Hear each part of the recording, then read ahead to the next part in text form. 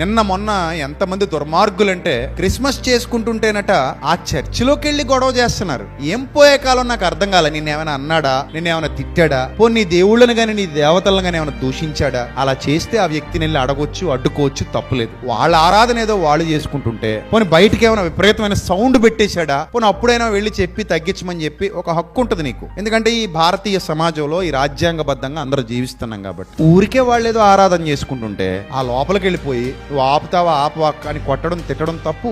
ఇలాగా ఒక 10 మందో 100 మంది ముస్లింలు ఒక హిందూ దేవాలయం మీద పడినా అలాగే ఉంటది, 100 మంది క్రైస్తవులు ఒక హిందూ దేవాలయం మీద పడినా అలాగే ఉంటది, 100 మంది హిందువులు వచ్చి ఒక చర్చి మీద పడినా అలాగే ఉంటది, లేదా 1000 మంది ముస్లింలు వచ్చి చర్చి మీద పడినా అలాగే ఉంటది, లేదా వీళ్ళందరూ వెళ్ళి మసీద్ మీద పడినా అలాగే ఉంటది. ప్రతి ఒక్కరిని గౌరవించాలన్న సంస్కారం లేని మూర్ఖులు, అజ్ఞానులు ఇలాంటి దారుణాలకు తెగబడుతున్నారు. తప్పది. ఎవరి ఆరాధన వాళ్ళది. చర్చిల్లోకి వెళ్ళి గొడవలు చేయడం ఏంటి, చర్చిల్లోకి వెళ్ళి భజనలు చేయడం ఏంటి? ఇలాగైతే వాళ్ళ దేవాలయాల మీద వీళ్ళ దేవాలయం మీద కొడితే పడితే నెక్స్ట్ ఏంటి?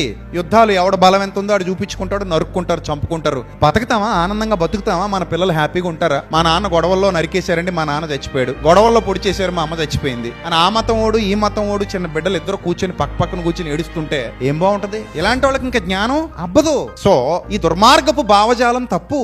ఎవరి మతం వాళ్ళది, ఎవరి విశ్వాసం వాళ్ళది. వాళ్ళు అలా చేసుకునే వాళ్ళు తప్ప చర్చిల మీద పడ్డం, మసీదుల మీద పడ్డం, హిందూ దేవాలయాల మీద పడ్డం తప్పది. అది ఎవరు చేసినా తప్పే. కానీ జ్ఞానం ఎందుకో చాలా మందికి అర్థం కావట్లా.